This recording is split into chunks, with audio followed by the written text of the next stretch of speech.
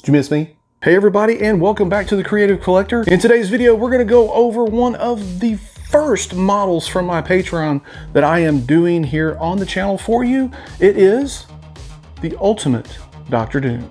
Ultimate Dr. Doom is created through my Patreon and is available on my Patreon. If you join through the end of this month, it will be part of your welcome package that you will receive for joining.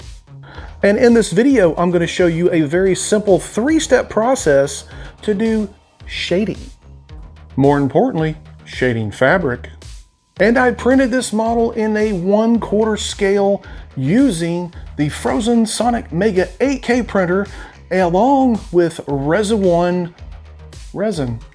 So let's not delay any further. Let's go ahead and get into the video. I got everything sanded and prepped and everything ready, and I primered it in this black here from Krylon Color Max.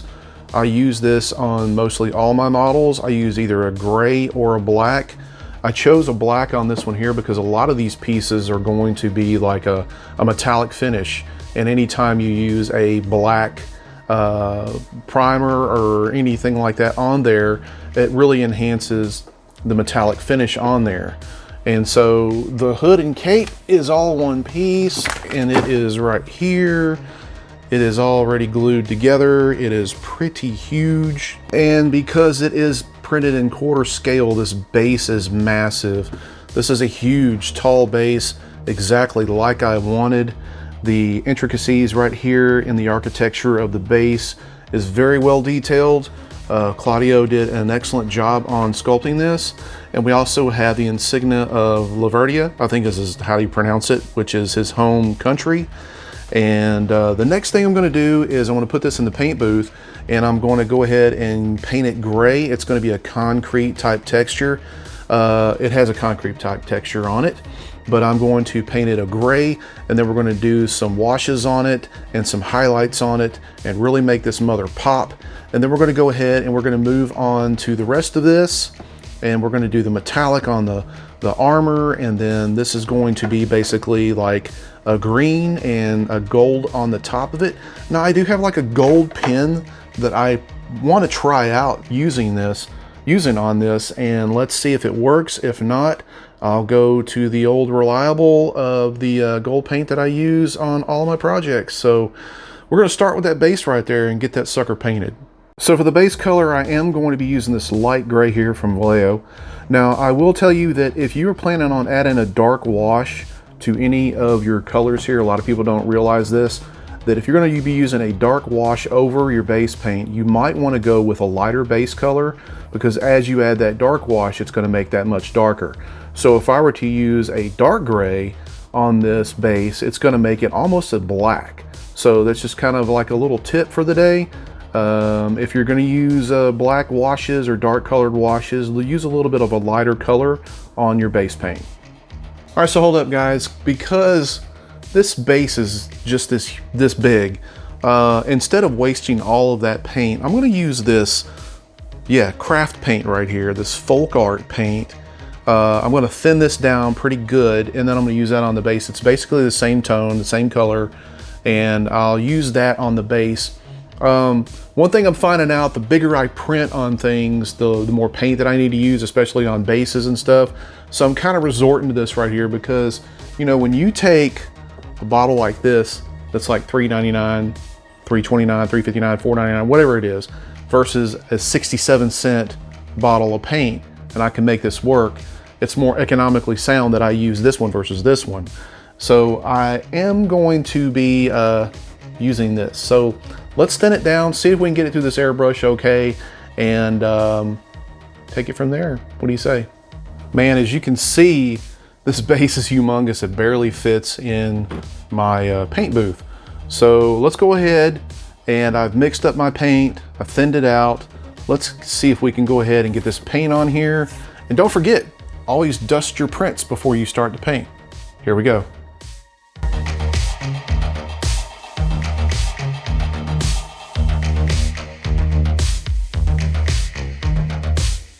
All right, so you can see the base turned out really, really good. It covered really, really well.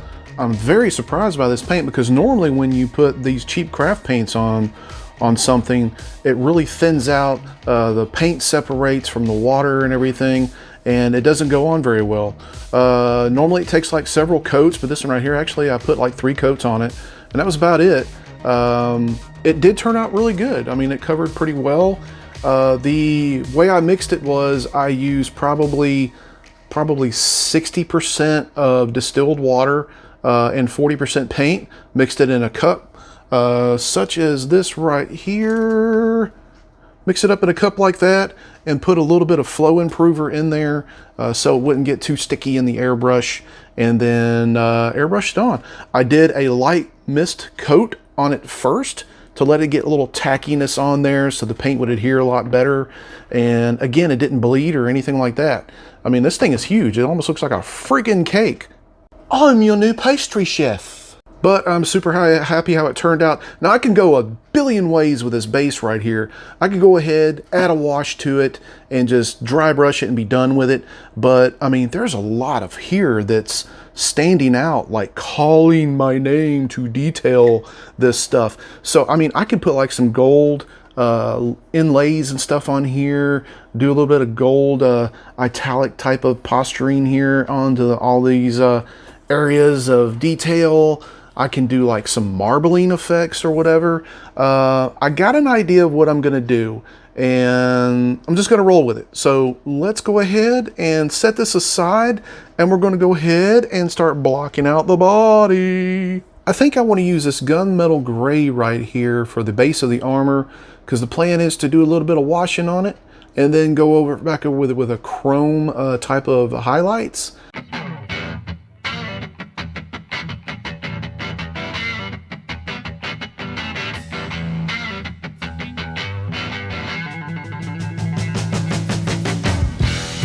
So now we're going to start on some of the gold parts, such as the waistband. It's like a belt, and I'm going to use this rich gold here from Pro Acryl. And we're going to start on the cape here with the hood, with the cowl. So this thing actually went together really well. I did have the artist to make a seam here, so it's actually 2 pieces on the cape instead of several other pieces. So it was designed really, really well, and no seam lines. It's going to go together pretty good. Now let's get this green on here, and I'm just using a basic flat green from Vallejo. This is another one of those cases where I probably should have used just some craft paint. I've already went through this whole bottle of flat green, and I've loaded up this thing probably like 5 or 6 times. So note to self, if you have a large area that you have to paint, do craft paint, because I'm not even done with this here yet. I still have a lot to paint on this, and I've already used a whole tube of this paint. It's $4.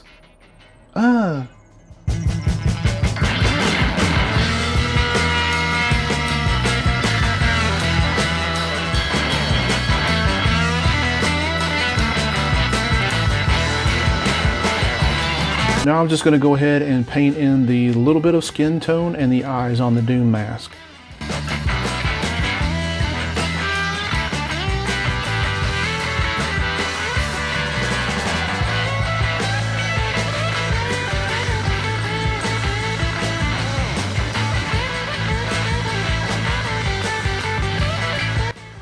So now I got this paint marker here, this gold paint marker, and I'm going to use it to try and go around the trim here on these little ribbon pieces on the torso and the rest of the body. And this is all going to be gold trimmed here. Going to see how it looks, and I've already started here, so trying to test it out. If all else fails, I'll use a brush. So let's go ahead and try it. Alright, so instantly I saw that the gold marker was a no-go. It's going to leave a lot of brush strokes, if you will, but I think it'll be good for touch-ups, like if you were to go in and do some spot touching up on some areas or whatever, and maybe like some little small areas where this thing has like 2 points on it. It's got a fine point and a broad point. It may be good for that. So that's probably what I'm going to use it for. So I'm going to go back to brushing this gold on. This is going to take a while.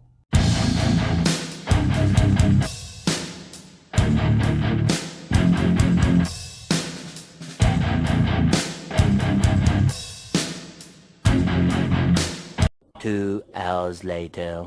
So after many hours of doing this, painting and getting all this trim done, oh man, we now have a nice rich emerald green and gold suit here.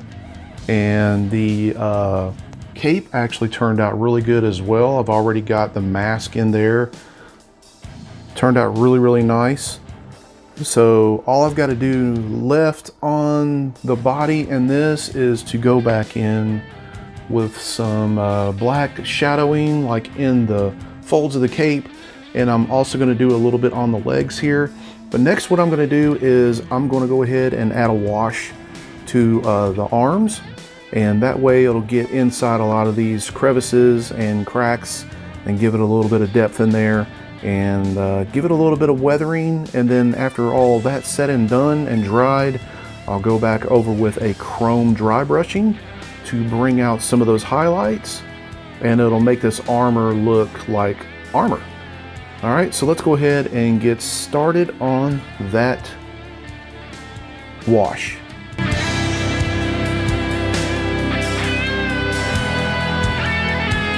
All right, now once you got it on here and it's still wet, if you want to, you could take a sponge or like a wet paper towel, like I've done in several of the videos, and kind of go back over this and take some off of this and leave it into the depths of the armor.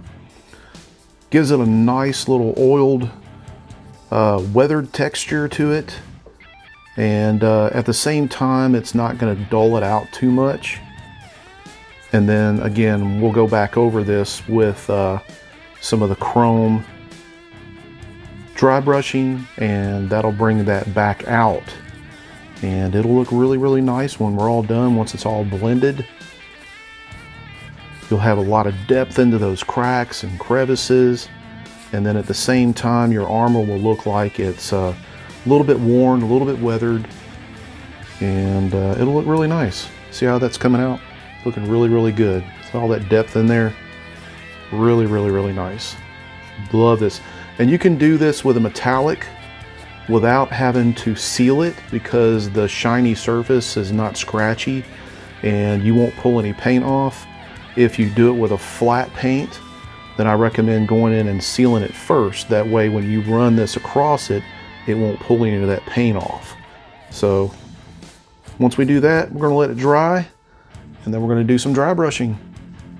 All right, we got the arms done, and now we're going to move on to the legs right here.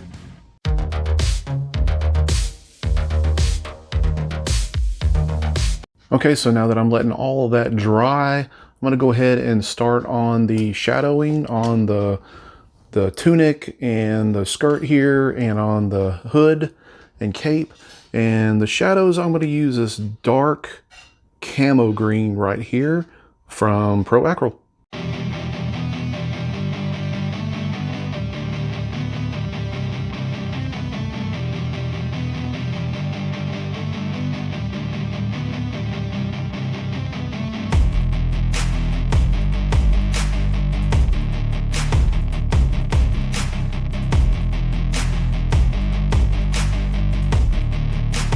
Now that we've done all the shadows, I'm going to go in with a little bit of highlights with this golden olive here on some of the peaks and highlights of the cape and the tunic.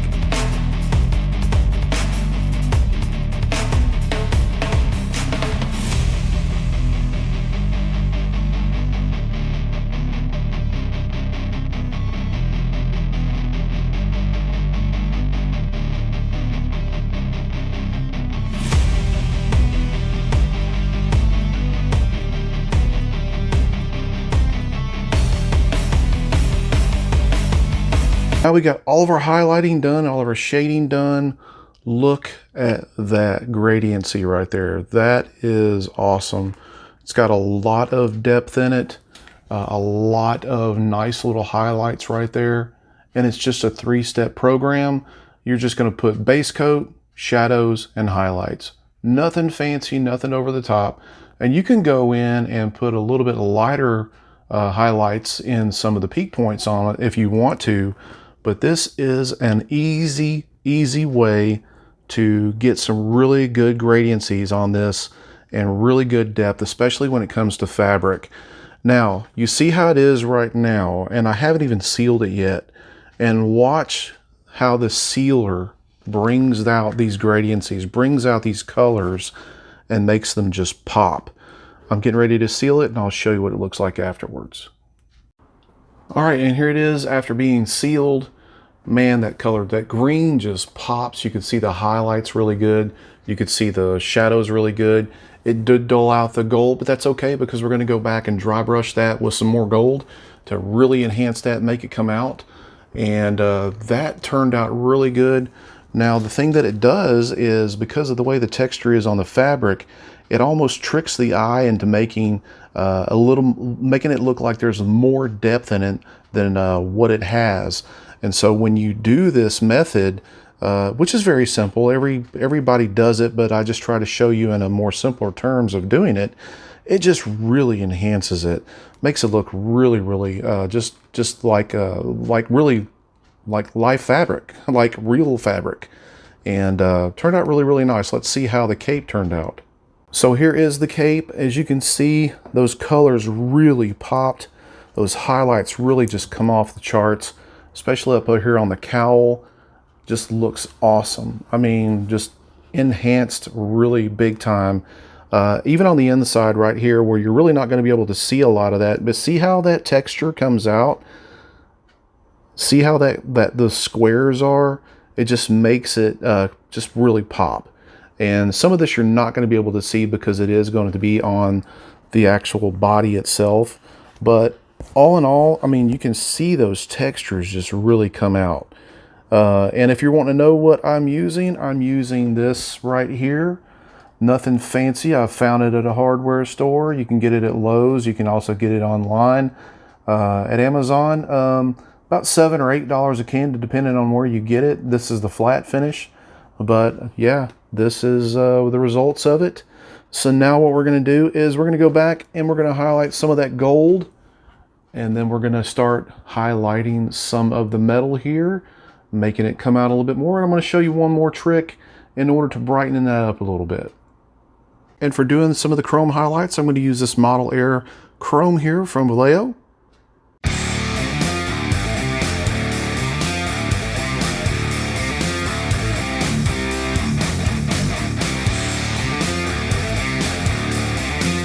So now that you got all this dry brushed on here, if you notice I have it going in different ways, like to simulate scratches and things like that. It did dull out a little bit whenever I put the flat clear on it, but if you really want to enhance this a little bit, take and dry brush a little bit of clear coat on here. You can do that with whatever clear coat you got, a little bit of gloss clear coat, just dry brush it over, and it'll actually help bring out some of that shine in some areas where needed, and some of the high points and stuff. Again, a lot of people don't use this method, but it does work. Just dry brush a little bit on there, try it out, see what happens. And again, it'll give it a little bit of that glimmer without a total shiny look where it just looks really fake, but this will give a really good sheen to those high points. All right, so that brings us to the base. So what I'm going to do here is I'm going to actually use that black wash here. I'm going to mix a lot of water in this cup here because I did not seal this. I'm going to mix a lot of that in there and make a nice, very thin wash and apply it all over to there and bring out some of those areas here. And we're going to go ahead and start that now.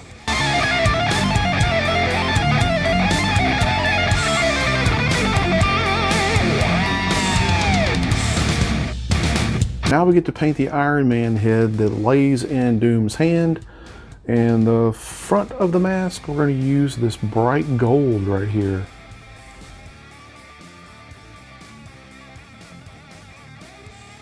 So since I'm painting over a dark color and I'm using red on the rest of this, I'm going to go ahead and put a base red down first, and then I'm going to use a metallic red over the top of it.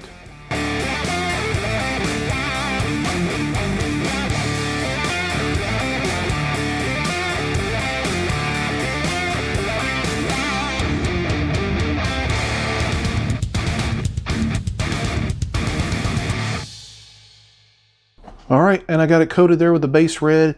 The next thing I'm going to do, I'm going to use this Mr. Color metallic red. And because I am going to be brushing it, hand brushing it, I'm going to thin it down pretty good and apply it with a couple of thin coats here.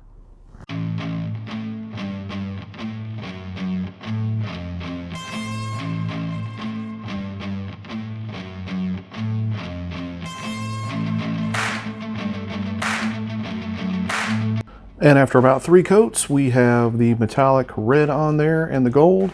Now I'm going to seal it and put in the eyes and do a little bit of weathering to it and add it to the model. So now with the base, I'm going to go ahead and start dry brushing. I'm going to be doing different colors on here. I'm going to be doing some light grays, some almost near whites, and maybe some dark tones as well, and some browns. And I'm going to be dry brushing all that on here. And then I'm going to go back through with the airbrush and I'm going to kind of do like almost like a marbling effect.